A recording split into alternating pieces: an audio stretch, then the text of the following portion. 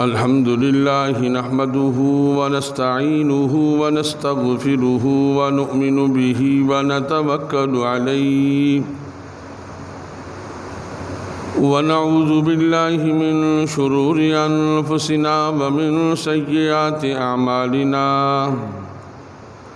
من يهده الله فلا مضل له ومن يضلله فلا هادي له ونشهد أن لا إله إلا الله وحده لا شريك له ونشهد أن سيدنا وسندنا ومولانا محمدا عبده ورسوله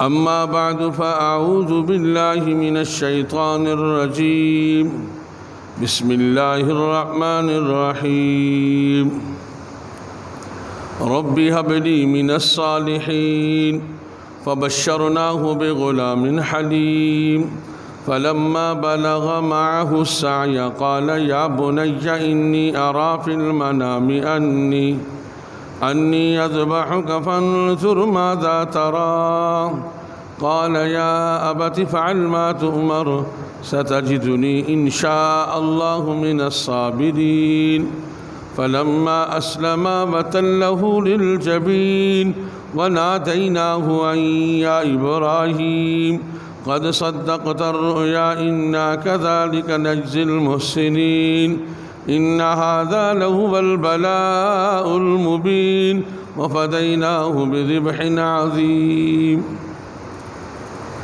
قال النبي صلى الله عليه وسلم أصحاب رسول الله صلى الله عليه وسلم يا رسول الله ما هذه الأضاحي قال سنة أبيكم إبراهيم عليه السلام قالوا فما لنا يا رسول الله قال بكل شعرة حسنة أو كما قال عليه الصلاة والسلام رب اشرح لي صدري ويسر لي أمري واحلل عقدة من لساني يفقه قولي رب زدني علما رب زدني علما رب زدني علما إن الله وملائكته يصلون على النبي يا أيها الذين آمنوا صلوا عليه وسلموا تسليما درود پاک اللهم صل على محمد وعلى آل محمد كما صليت على إبراهيم وعلى آل إبراهيم إنك حميد مجيد اللهم بارك على محمد وعلى آل محمد كما باركت على إبراهيم وعلى آل إبراهيم إنك حميد مجيد اللهم صل على جسد محمد في الأجساد اللهم صل على قبر محمد في القبور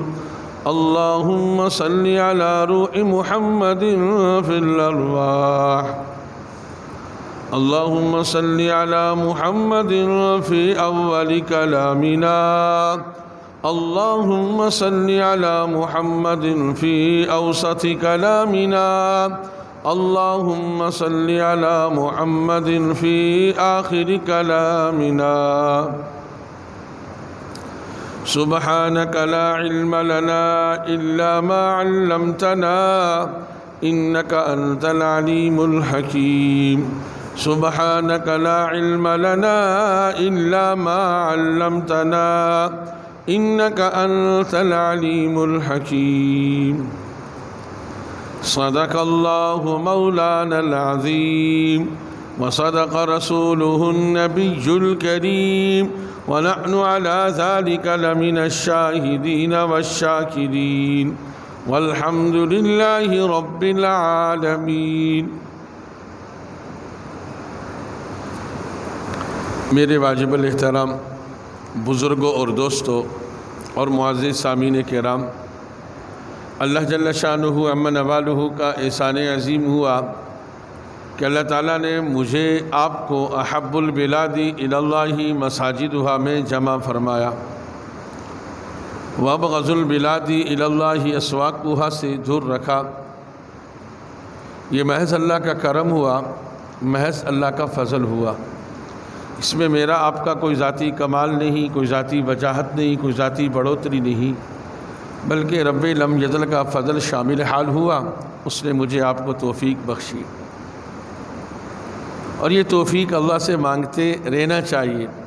اللہ ساری نمازوں کی توفیق دے دے، اے اللہ سارے اعمال کی توفیق دے دے، اے اللہ ساری شریعت پر چلنے کی توفیق دے دے۔ واللہ انسان کچھ نہیں کر سکتا جب تک کہ اوپر سے منظوری نہیں ہوگی۔ اس لیے مانگنے کی چیز ہے، ہر نماز کے لیے، ہر روزے کے لیے، ہر زکوٰۃ کے لیے، ہر قربانی کے لیے، ہر حج کے لیے، ہر عمل کے لیے اللہ سے توفیق مانگنی چاہیے۔ تو مسجد میں آ جانا کوئی معمولی بات نہیں ہے، یہ بہت بڑی فضیلت کا باعث ہے، بہت بڑا اجر ہے۔ انسان اللہ کا مہمان بن جاتا ہے، اللہ اس کے میزبان بن جاتے ہیں۔ تو اللہ سے دعا ہے کہ اللہ تعالیٰ ہم سب کو موت تک مسجد کے ساتھ مربوط رکھے۔ میرے بھائیو بزرگو دوستو، آج 9 ذی الحج ہے، عرفہ کا دن ہے، اور اس کے روزے کی فضیلت آپ کے سامنے آئی تھی۔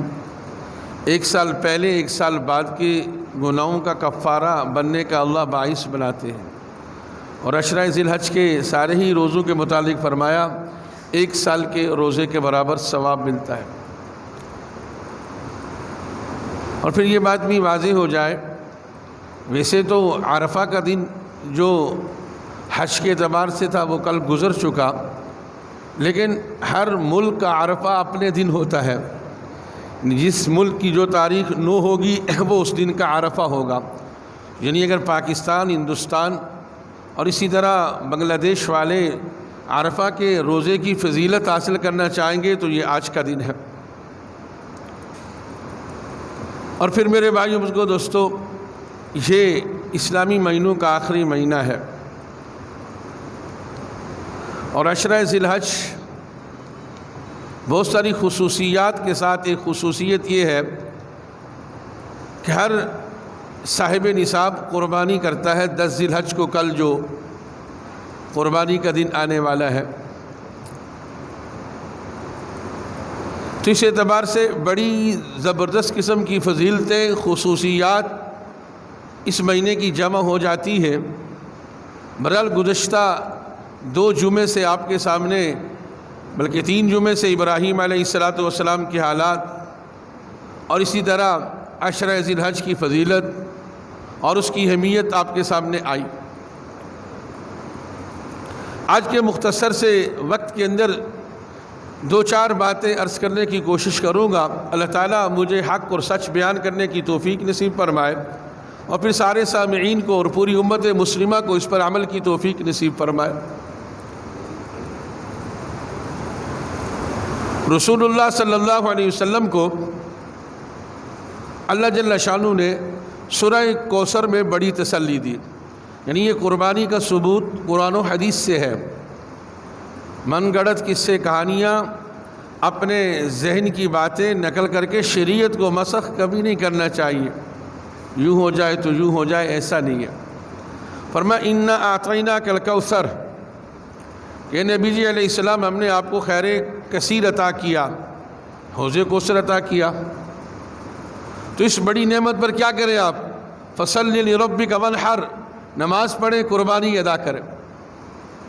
اور جب آپ اس زبردست قسم کی نعمت پر نماز اور قربانی کے ساتھ عمل کے میدان میں آئیں گے تو یاد رکھیں ان نشانیک هو الابتر، اللہ آپ کے سارے دشمنوں کو ذلیل کر دیں گے۔ ایک بات۔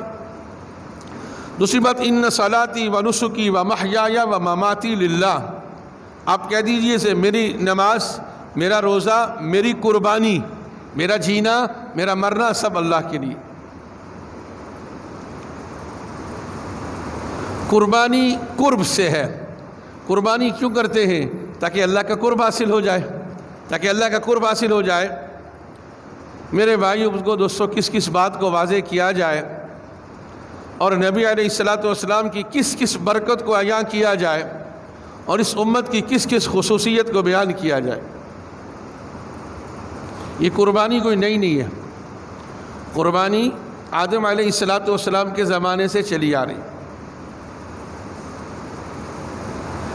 فرماتے کہ جب آدم علیہ الصلوۃ والسلام کا ابتدائی زمانہ تھا تو ایک حمل سے، ایک بطن سے ایک بچہ اور ایک بچی پیدا ہوتے، یہ دونوں آپس میں حقیقی بہن بھائی ہوتے۔ پھر اگلے حمل سے جو بچہ اور بچی پیدا ہوتے تو وہ بہن بھائی ہوتے۔ پہلے والا حمل سے بچہ اس لڑکی سے شادی کر لیتا اور اسی طرح وہ لڑکی اس لڑکے سے شادی کر لیتی۔ لیکن ایک واقعہ پیش آیا، قابیل اور حابیل کا۔ اس پر قابیل نے کہا کہ میں تو اپنی بہن سے شادی کروں گا۔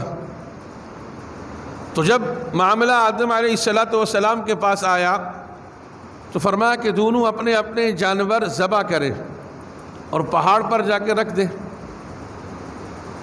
آسمان سے آگ آتی تھی، جس کا جانور آگ جلا کر راکھ کر دیتی اس کی قربانی مقبول، اور جس کے جانور کو آگ نہیں جلاتی اس کا جانور اور قربانی مردود۔ بہرحال حابیل کی قربانی قبول ہو گئی، قابیل کی قربانی رد ہو گئی۔ انما یتقبل اللہ من المتقین، یہ ایک اصول یاد رکھے، اللہ ہر متقی کے ہر عمل کو قبول کرتے ہیں۔ تو یہ قربانی کا سلسلہ کوئی نیا نہیں ہے، اور ہماری شریعت کو آپ علیہ الصلوۃ والسلام کی برکت سے اللہ نے افراط و تفریط سے پاک رکھا۔ یعنی اگر ایک آدمی پانی پر قادر نہیں ہے تو اس امت کی خصوصیات ہے، تیمم کر لے۔ پہلی امتوں کے لیے یہ نہیں تھا، پاکی تو بس پانی سے ہوگی، چاہے جان جاتی ہے چلی جائے، طہارت پانی سے حاصل ہوگی۔ کپڑے میں غلاظت لگ جائے اس کو کاٹنا پڑے گا۔ لیکن میرے بھائیوں، کبھی ہم نے سوچا ہی نہیں کہ میرے رب نے مجھ پر، آپ پر، امت محمدیہ پر کتنے ان گنت احسانات کیے، کتنی آسانیاں پیدا کر لی۔ اگر پانی نہیں تو تیمم، نجاست لگ گئی دھو لو، اور زمین کی ہر جگہ کو مسجد بنایا۔ ان لوگوں کے لیے مساجد متعین تھی، اس سے ہٹ کر نماز نہیں پڑھ سکتے تھے۔ اور میرے بھائیوں کو دوستو، آگے سنیے، آپ خود سوچیں ہمارا معاشرہ کیا ہے۔ بال کی کھال اتارنے والا، اور بنی اسرائیل کے تو باہر لکھ لیا جاتا تھا جی فلاں نے آج رات کو یہ گناہ کیا۔ اگر خدا نہ خواستہ ایسا ہماری امت میں ہوتا تو پھر کیا حشر نشر ہو جاتا۔ نبی علیہ السلام کی برکت سے کیا کہا گیا؟ خوب موٹے موٹے جانور ذبح کرو، کھاؤ پیو، مزے کرو، قربانی اللہ قبول کریں گے۔ ان کی قربانی کو آ کر آگ جلاتی تھی، وہ کھا نہیں سکتے تھے۔ فرمایا قربانی کے 3 حصے کر لو، ایک عزیز و اقارب کو دے دو، ایک فقراء کو دے دو، اور ایک خود استعمال کر لو۔ اور اگلی بات اور سنیے، اگر آدمی متوسط ہے، عیالدار ہے، تو قربانی کے جانور کا سارا گوشت اپنے اہل و عیال کے لیے بھی رکھ سکتا ہے، جواز ہے۔ اور پھر اور دیکھیے، فرماتے ہیں کہ جو لوگ حج کر کے آ چکے، اور کتنے افسوس کی بات ہے کہ کل جو عرفہ کا دن گزرا، آپ نے دیکھا ہوگا مختصر سے لوگ جن کو اللہ نے سعادت عظمیٰ دی، حج کر لیا۔ کیا جمع غفیر ہوا کرتا تھا، لاکھوں کا مجمع ہوتا تھا۔ بس استغفار کی بہت زیادہ ضرورت ہے۔ یہ ہمارے اعمال بد کا نتیجہ ہے کہ امت اس سال حج سے بھی محروم ہوگی۔ استغفار کی ضرورت ہے۔ تو فرماتے ہیں کہ یہ جو مینا میں رمی کی جاتی ہے، شیطان کو کنکر مارے جاتے ہیں، لاکھوں انسان، کروڑوں کنکر، لیکن آپ بھی جانتے ہیں جاتے ہیں وہاں پر کوئی باقاعدہ سے مشینری یا ٹریکٹر یا کوئی چیز نہیں آتی ان پتھروں کو اٹھانے کے لیے، ان کنکریوں کو اٹھانے کے لیے، چند کے سوا ساری کہاں چلی جاتی۔ فرمایا کہ جس کا حج مقبول کنکر غائب، اور جس کا حج مردود کنکر وہاں پڑی رہتی ہے، لیکن وہ کوئی نشاندہی نہیں ہے۔ 4 آدمی گئے، پتہ چل گیا کہ بھائی فلاں کی کنکر رہ گئی، پھر تو اس کی زندگی اجیرن بن جاتی ہے۔ اللہ نے اس کو مخفی رکھ دیا، امت محمدیہ کی ان ساری چیزوں کو چھپا دیا کہ سارے جتنے بھی حجاج واپس آتے ہیں سب کو اطمینان ہوتا ہے ہمارا حج قبول ہے، سب قربانی کرنے والے مطمئن ہوتے ہیں ہماری قربانی مقبول ہے۔ تو میرے بھائی بزرگو دوستو، اللہ جل شانہ نے اس امت پر بڑے احسانات کیے۔ آج ہمیں اپنی حیثیت نہیں معلوم، واللہ اگر حیثیت معلوم ہو جائے میرے بھائیو بزرگو دوستو، سارے انسان چل رہے ہیں پھر رہے ہیں، کوئی کسی کا پتہ نہیں کیا ہے۔ اندر کو اللہ نے ستاری والا معاملہ کر دیا، اور بہت ساروں کے لیے کل قیامت میں بھی اللہ قریب بلا کر کہیں گے ہاں کہے گا ٹھیک ہے ٹھیک، اچھا دنیا میں ستاری کری تھی آج بھی کر دی۔ تو میرے بھائیو بزرگو دوستو، یہ جو قربانی قرب سے ہے، ابراہیم علیہ السلام کے بے شمار واقعات آپ کے سامنے آئے۔ دعا کی ربی حب لی من الصالحین، ہم قربانی جو کرتے ہیں نا، دیکھیں اس میں نیت خالص اللہ کی رضا کا جذبہ ہو۔ اللہ نے کہہ دیا لن ینال اللہ لحومها ولا دماؤها ولکن ینالہ التقوی منکم، تمہارے جانوروں کا گوشت خون ہمیں نہیں پہنچتا، ہمیں تو اندر کی کیفیت پہنچتی ہے کہ فلاں صاحب کی کیا کیفیت ہے، فلاں صاحب کی کیا حیثیت ہے۔ ہر آدمی اپنی حیثیت کے مطابق قربانی کرے اور مقصود اللہ کی رضا ہو۔ تو ابراہیم علیہ السلام نے دعا کی ربی حب لی من الصالحین، اے اللہ مجھے نیک بچہ دے دے۔ تو نرینہ اولاد مانگنا کوئی بری بات نہیں ہے۔ ابراہیم علیہ السلام ربی حب لی من الصالحین کہا، ربی حب لی من الصالحات نہیں کہا، بچہ مانگا اللہ سے۔ تو اللہ نے جواب دیا فبشرناہ بغلام حلیم، بردبار بچہ دیں گے۔ میں اشارات میں بات کروں گا، وقت کی قلت ہے۔ پھر ابراہیم علیہ السلام کا جب بچہ پیدا ہوا کہا بواد غیر ذی زرع عند بیتک المحرم، جاؤ وادی غیر ذی زرع میں چھوڑ کے آ جاؤ۔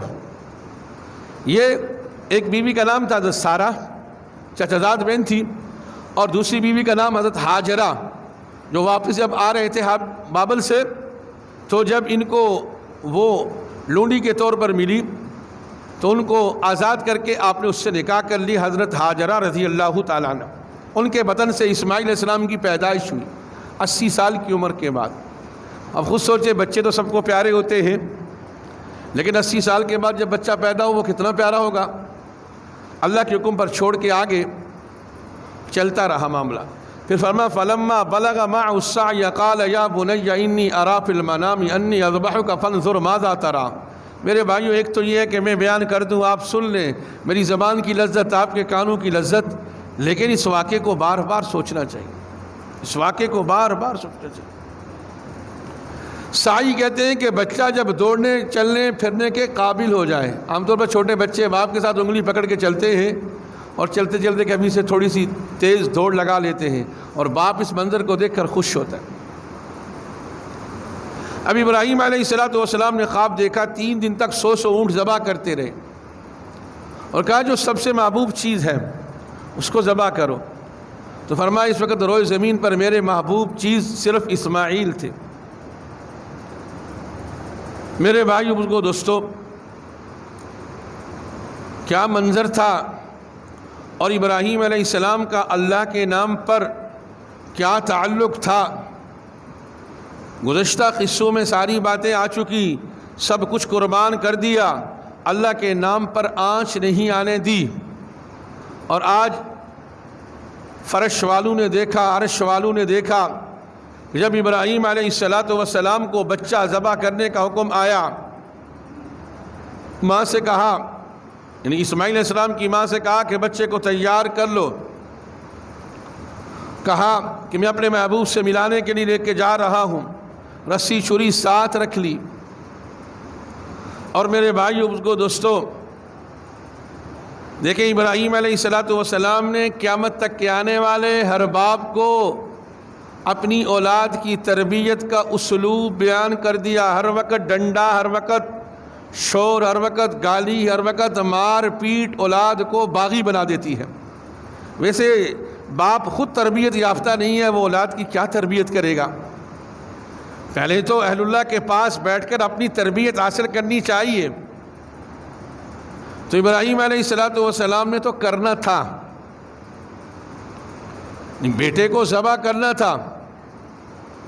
انی اری فی المنام انی اذبحک فانظر ماذا تری، بیٹا ایسا تو ہوگا لیکن تمہاری کیا رائے ہے؟ یعنی ایک کام بچے سے کروانا ہے، پیارو محبت سے اس کو ترغیب دے کر اس کو بشاشت سے کرانے پر راضی کر لے۔ یہ ہے باپ کی تربیت اولاد کے لیے۔ ایسا نہیں کہ ڈنڈا اٹھا چل یوں کر، وہ کرے گا بھی تو بغاوت سے کرے گا، کوئی فائدہ نہیں ہے۔ تو بیٹے نے جواب دیا، یا ابت افعل ما تؤمر، ابا جان جیسا حکم ملا ویسے کر دیجیے۔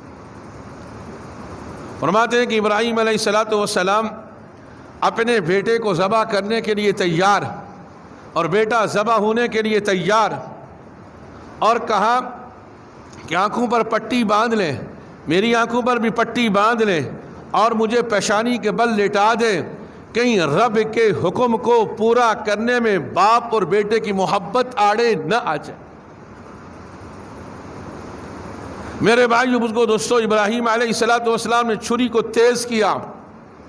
اور ایک مسئلہ سن لیجئے، ایک نبی کے اندر 40 جنتی مردوں کی طاقت ہوتی ہے، گویا کہ دنیا کے 4000 آدمیوں کے برابر ایک نبی میں طاقت ہوتی ہے۔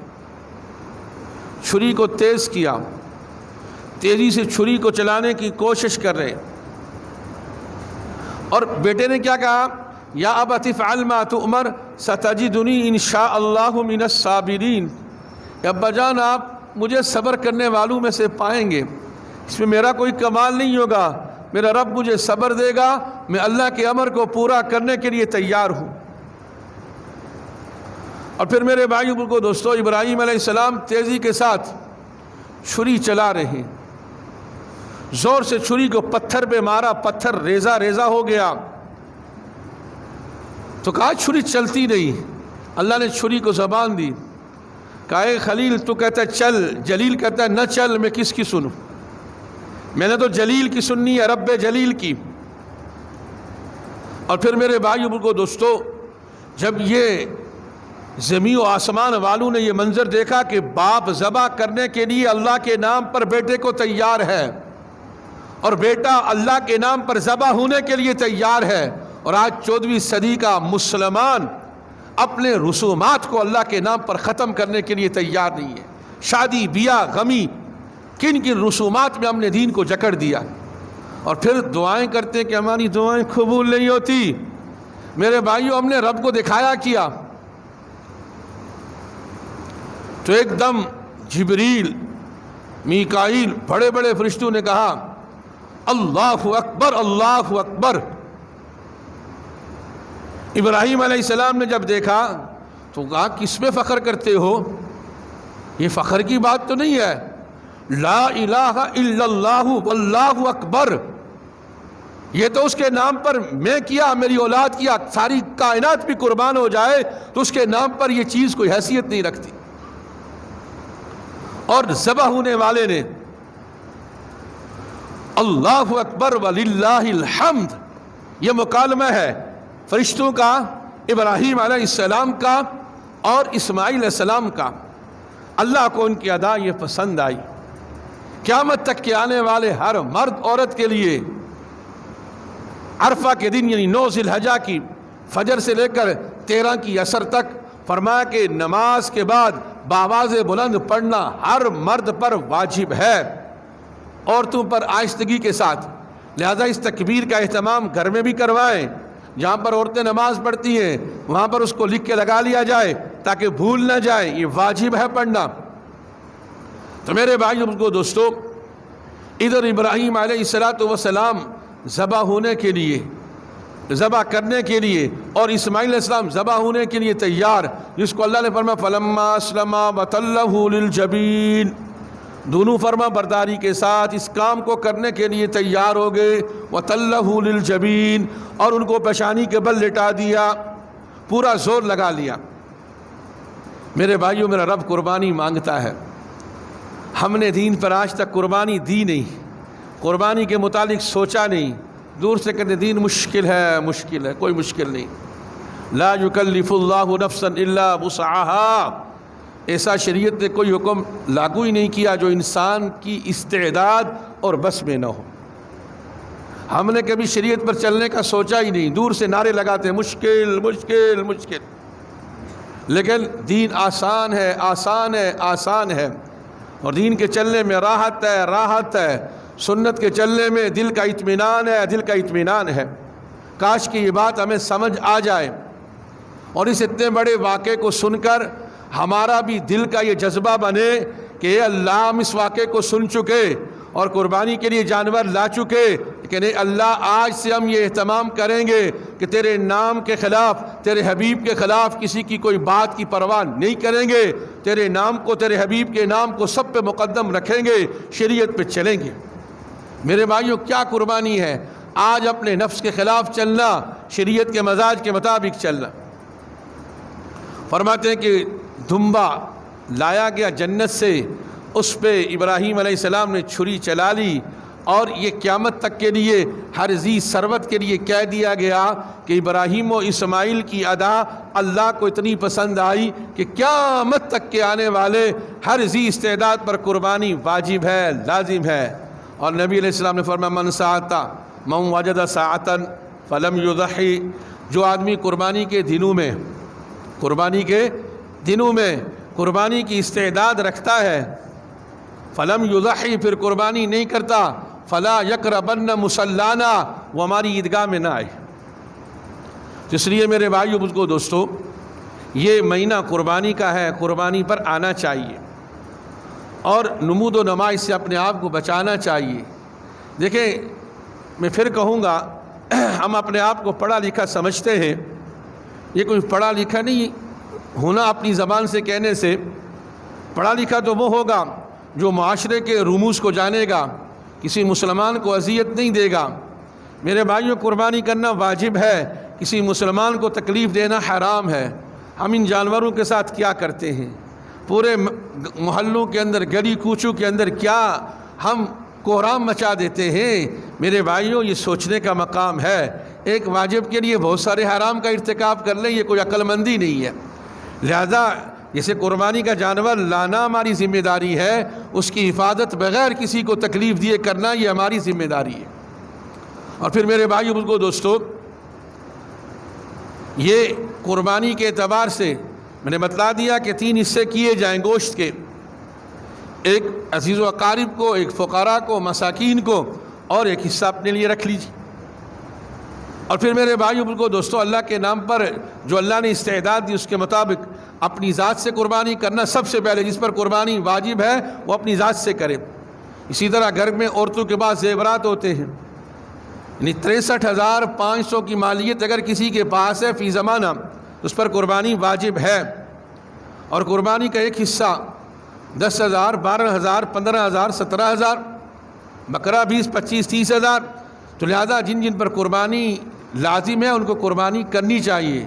یاد رکھیں، اگر ان 3 دنوں میں آدمی نے اگر 10,000 کی قربانی کا حصہ رکھ لیا اور اس کے مقابلے میں 5 کروڑ کے اور صدقے کر لیے، یہ حصہ بڑھ جائے گا، اس لیے کہ فرمایا ان 3 دنوں میں احراق الدم سے بڑا کوئی عمل نہیں ہے۔ تو اللہ جل شانہ ہمیں شریعت کا مزاج سمجھ کر اس کے مطابق عمل کرنے کی توفیق نصیب فرمائے۔ آخری گزارش یہ کروں گا کہ بھائی دیکھیں، اس طرح قربانی کرنا ضروری ہے، اس طرح قربانی کی کھال بھی مصرف پہ لگا دینا یہ بھی مناسب ہے، یہ بھی ضروری ہے۔ اس لیے التماس ہے، اس سال تو واللہ عالم کیا احوال ہے کہ یعنی کہ قربانی کے جانور کی کھال 200-250 روپے بڑے جانور کی، اس لیے مدارس کے اعتبار سے بڑی پریشانی ہے، بڑا مشکل وقت ہے۔ تو ظاہر ہے کہ پہلے مدارس والے گھروں سے جا کر چمڑے اٹھاتے تھے، اس پہ خرچہ بھی ہوتا تھا، اس پہ ساری چیزیں ہوتی تھی، پھر نکال کر خرچے، پھر بھی مدرسے کے لیے کچھ نہ کچھ بچ جاتا تھا۔ لیکن اگر پچھلی سالوں کی طرح اگر اس سال بھی وہ ترتیب بنائی جائے تو پھر لینے کے دینے پڑ جائیں گے۔ جس مقصد کے لیے مدارس والے چمڑے جمع کرتے ہیں، چمڑوں کی قیمت کم ہوگی، خرچ بڑھ جائے گا۔ تو اس لیے جتنی قربانی آپ نے کی کہ منڈی میں 3 دن چکر لگائے، وہاں سے جا کر جانور کو آپ نے خریدا، اب ذبح کروائیں گے تو التماس ہے کہ ہمارے گھر کے سامنے 2 آدمی بیٹھے ہوں گے، تو بھائی اس سال تھوڑی سی قربانی یہ دے دیں کہ قربانی کی کھال کو خود پہنچانے کی کوشش کریں۔ اس سال گھروں سے اٹھانے کا انتظام نہیں ہے، تو انشاءاللہ ہم اس پہ معجور ہوں گے عند اللہ۔ جو بھی حصہ آپ ڈالیں گے مدارس کے اعتبار سے طلباء پر اور مدارس کے مصارف پر وہ استعمال ہوگا، آپ کو پورا ثواب ملے گا۔